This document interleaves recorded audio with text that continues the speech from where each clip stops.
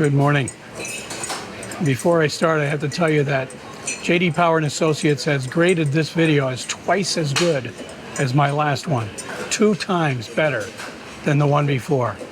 So if you didn't like the one before, stick around. You might like this one better.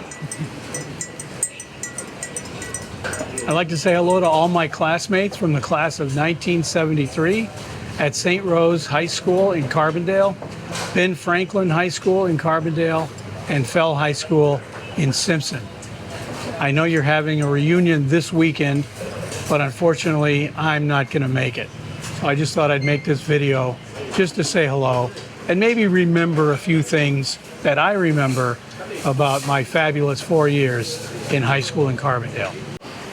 I just got some roti telur over here in Carbondale, and the woman asked me if I wanted spicy curry. And of course the answer is always yes. I want the spicy curry. I remember commenting to someone a few months back about how 50 years seems like a really long time. And let's face it, it is. But I don't feel like I've been out of high school for 50 years. And I imagine some of you probably feel the same way. But anyway, I thought I'd throw this video in, submit this for your approval, because I know during the reunion and probably the get-together, was it the night before? There's going to be a lot of, do you remember when? So I thought I'd throw my remember wins in now, and maybe it will spark a remembrance from somebody else. First of all, I know there's a mass prior to the reunion event itself, and I was going to make a wisecrack about guitars and things like that, but then I thought that this is a reunion from 1973, so there very well may be guitars at the mass, so I don't want to make too much of a wisecrack, but I'm going to anyway. After I graduated from high school, I thought if I heard one more verse of Day Is Done, I would need counseling. I don't know how many of you feel that way, but I know I did. So anyway, if I offended anybody by saying that, I apologize in advance.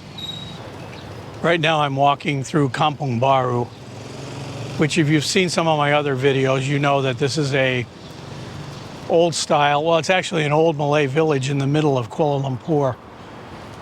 There's all kinds of development and skyscrapers surrounding it, but the village itself is pretty much untouched, although it does have some modern amenities like roads, sidewalks, an LRT station, you know, the usual.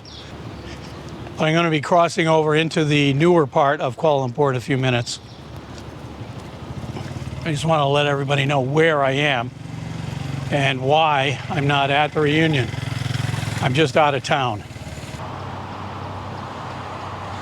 I'm sure there's going to be a lot of talk about the subjects that we studied in high school that really helped us in later life. And I'm going to have to throw some cold water on that one, because I hate Shakespeare. I know I'm an illiterate boob, but I don't like Shakespeare. I didn't like it when I was in high school. I still don't like it now. I was stuck on a Russian train in a Siberian ice storm for 2 days once, and all I had to read was Taming of the Shrew. I didn't think it was funny then. I just couldn't take it. Shakespeare is the pits. However, Tale of Two Cities, after having read that, that comes in handy every day, as I'm sure many of you realize. So my experience in high school subjects has been spotty at best. One subject that really has come in handy is French. And I hope Sister Suzanne is around to hear this, but French has gotten me into and out of trouble. sometimes within the same situation. I was coaching a team from Pennsylvania up in Montreal one time, and I thought I would show off a little bit and order my food at McDonald's in French. Now, you're thinking, how hard is it to order in French at McDonald's? I was young, come on. I wanted to show off. So I did. I ordered my meal in French. The guy that's taking my order behind the counter looks down and starts laughing. Now, I was a little bit taken aback, and I said, "What's wrong?" And he just had to tell me, "You just ordered a Big Mac and fried umbrellas." So naturally, I was embarrassed. I looked around, and of course, the team I had behind me broke out into Charlie Brown laughter. And when we meet, 40, 45 years later, I still hear about that. The other time French came in handy was when I was doing my graduate work in the old Soviet Union before they went out of business. A lot of people don't know this, but the Russian aristocracy all spoke French. So in late 1980, I think it was 1988, maybe 1989, when I was there, I could find older Russian officials, maybe 50 plus, that spoke excellent French.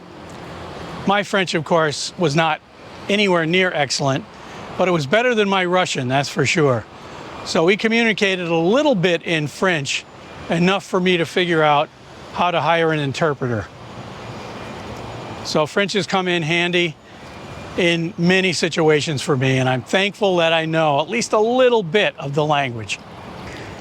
Some of you might know that I spent a large portion of my working life as a swimming coach. And one of the things we talk about are goals, how to set them, how to achieve them, and things along that line. And in my later career, where I became a college lecturer, I would talk a lot about that in some of the sports science courses that I taught. And there's one example that I always use about Ed Wade. I don't know if Ed is at the reunion or if he's seeing this video, but I remember a time, and this is not high school, this is in, I think it was 6th grade. Sister Marie Catherine asked us to write an essay or a paragraph or something, I don't know, I forget what she called it, about what we wanted to be when we grow up. I wanted to be an astronaut, which, as you might know, is quite fashionable at the time. Ed Wade said he wanted to be general manager of the Philadelphia Phillies. And I was in 6th grade, so naturally I thought that was his version of astronaut. Well, I was not an astronaut. He became general manager of the Philadelphia Phillies, and I guess you could say the rest is history. But the point is, in that story, I use that when I'm teaching people about goals, how Ed seemed to have this goal, and I don't really know how serious he was about it in 6th grade, but I do know he did go on to become general manager of the Philadelphia Phillies. Now, I don't know a whole lot about baseball. I don't know what he's doing now, but I do know that that's a great story to tell people about someone who set an extremely high goal and achieved it. So if Ed's watching this, good job, Ed, and thanks for the story.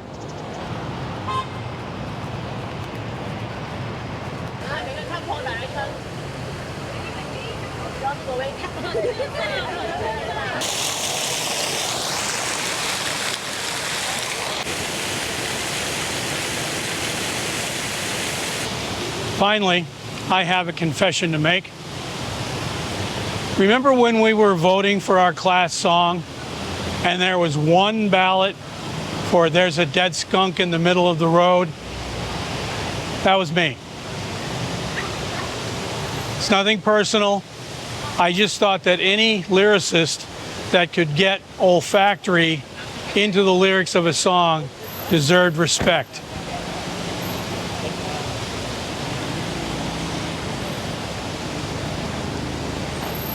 Although there are some regrets. I wish we did select "Dead Skunk" as our class song, because I can't remember what we eventually did pick, but I guarantee you if we picked "Dead Skunk," we'd be talking about it at the reunion. Don't you think? So yes, 50 years is a long time. And I'm sorry I'm not there at the reunion. I wish I could get to see some of you guys that I haven't seen since we walked out of the graduation. Maybe in our next 50th reunion in 2073, well, maybe we ought to think about having one before then. Maybe at the next reunion I'll be there. Anyway, be seeing you, and don't forget to subscribe.